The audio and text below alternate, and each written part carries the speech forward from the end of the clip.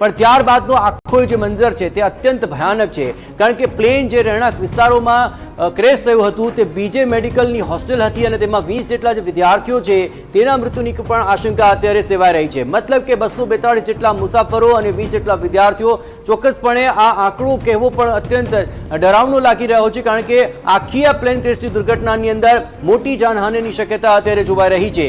સત્તાવાર રીતે અત્યારે ઘાયલો અને મૃતકોની સંખ્યા ટૂંક સમયમાં જાહેર થશે, પરંતુ ભૂપેન્દ્ર પટેલે પણ આ સમગ્ર મામલે ટ્વીટ કર્યું છે। બિલકુલ, ભૂપેન્દ્ર પટેલનું ટ્વીટ આ સ્ક્રીન પર પણ આપ જોઈ રહ્યા છો કે જેમાં તેમણે લખ્યું છે કે અમદાવાદમાં એર ઇન્ડિયાનું પેસેન્જર વિમાન તૂટી પડવાની દુર્ઘટનાથી તેઓ વ્યથિત છે।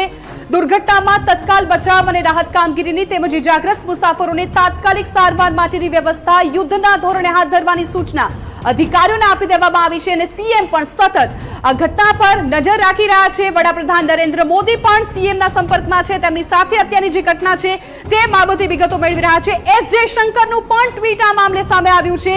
હવે આ દુર્ઘટનાને લઈને એક બાદ એક સત્તાવાર રીતે ટ્વીટ કરવામાં આવી રહ્યા છે। સૌ કોઈ આ દુર્ઘટનાને ખૂબ જ મોટી